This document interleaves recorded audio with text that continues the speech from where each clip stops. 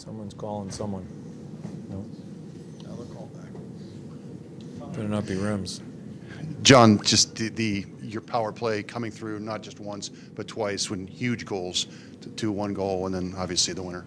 What worked so well for you tonight? Just taking the shot, or what for you? Well, we win a face-off on the first power play goal, which was key, and it wasn't just a clean win. It was something we've worked at as far as 50-50s and battling.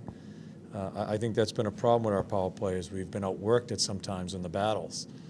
Yeah, and we get it moved around, we get bred some open ice, and he shot the puck. Same thing, I think it's a really good play by Jonesy and Cam, I think it was, as far as a loose puck in the corner. Cam ends up with it, I believe. And we get it set up and we take another shot. Great screen by, I think it was Luke. Mm-hmm. Yeah, so hopefully, as we've said, that has to give us some consistency if we want to keep on banging away here. And how difficult would that one have been to swallow, to have it 3-1? And yeah. This time you're able to come out with a win. Yeah, it's just a funny league. There's nothing safe. You go up 3-1, 5-6 minutes left. You think you're going to get things finished, but you just never know. But I just like the way we just kept our composure and found a way to win again in overtime.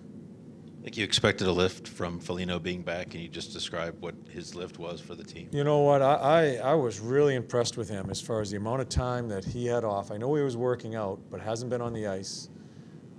Used that line to check Johansson's line. For the most part, did a really good job. Yeah, and just you can tell the guys are, first of all, happy for him and his family that things have calmed down for him and the kids and his wife, and just to have him around the team, he was. You could tell he missed the guys too. I thought he gave us. I'm not sure what I played him, but he gave us some great energy. John, was he the spark for that entire line, which also seemed to just be creating opportunity after opportunity all night? Yeah, it's not going to be a Nick Foligno show here. He played really well, but Jens had a good game. Andy was playing well, so I can't give it all to Nick. I thought it was just a good line. I thought it was a really good opportunity with some of the injuries and stuff like that to put that line together to check against a really good line that they have in Johansson's line. So, yeah, and it kind of reestablishes, just reminds us how we have to play. So I'd love to give it all to Nick, but I thought his line mates played very well too. John, you're coming off a road trip where you had a couple tough losses. The Nick situation, you got the thing this morning with Bobrovsky. This team's ability to circle the wagons, how encouraged are you by the fact that whenever there's something like this, adversity, I guess, you guys seem to respond pretty well? Yeah, there's stuff around our team. It started right from the camp when Brett and Bob stated they're not sure if they want to be here. We've been very honest in that locker room about the situations that have come our way, and I think that's the best way to do it, and so players aren't tiptoeing. Accept what's happened in situations like this, and there'll be more during the year, and just stay about your business. So, yeah, it's been one of those years where for me, I've just never been really comfortable that we're all on all cylinders, but we got 53 points tonight after tonight's game, so we're right in the middle of everything.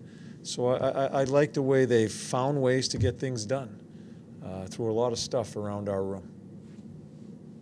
I know it got a little scrambling there at the end of the game, but I just wanted to get your assessment of what you thought Corky gave you up until those last 4 or 5 minutes of regulation, as far as the saves that he made. Yeah, he was good. It was as calm and as I guess as quiet as far as the motion in his game that I've seen in a while, and where he looked very confident and wasn't a lot of extra motion.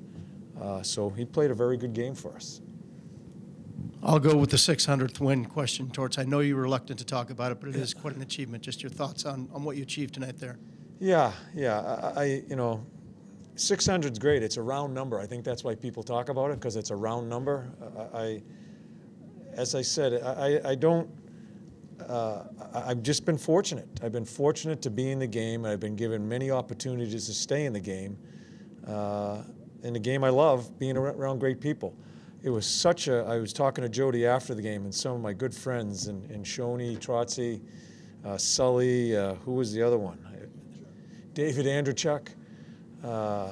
That's what I'm talking about. That's the coolest thing about being in this business for so long. Not the number, it's your acquaintances and the friends that you have. That's where I am so fortunate to have a group of people that you can bounce around from city to city and see as you become a veteran coach in this league. Thank you for asking, though, Dave. Thank you. I have a follow-up. Do you ever allow yourself to celebrate these benchmarks off season? Maybe once you've called it a career? I mean, at what point do you take a step back and allow yourself to go, wow? Well, I do say that, not for my own benefit, for being able to be in the game. And as we were talking about this morning, you wake up in the morning sometimes and something's going wrong with your team, and travel and general managers crawling up your ass or whatever it may be, a lot of things going on, and you say, man, I'm sick of this. But then you shake yourself, and you just got to realize how fortunate you are to come in here every day and work with these people. That's one thing I got to tell you, and I hope I say it the right way. In our sport, and I'm certainly not trying to say anything bad about the other sports. We've got great athletes in our game. Do we get mad at them? Yeah. Are there some stupid things that go on? Yeah, but we have really great athletes. And not so much the athleticism, but just great people. That's what's the coolest thing for me, is that you have great people, and it's going to be lifelong relationships after you're done with this. I know, as you said recently, there have been times lately you can't find Andy. That game that he played tonight, I mean, that I'm assuming is the kind of game you want him to try to play 4 nights out of 5, yeah, or whatever it is. Yeah. He just seemed like he was on the forecheck, all over the ice, hitting people. Where does that go sometimes? Yeah, and that's and Andy's getting better though at his consistency. He's a lot better this year than last year. Last year is better than the prior year.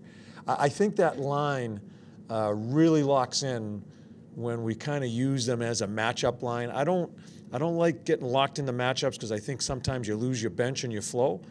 But tonight I want to use that, and I do think they have a little bit of camaraderie, and because I told them right before the game, that's your line. You're playing against Johansson, and I think he gets locked in too.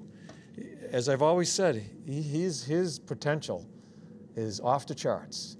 It's here. Can he keep it together here and keep concentrating on as far as trying to be a better player each and every night? Thank you.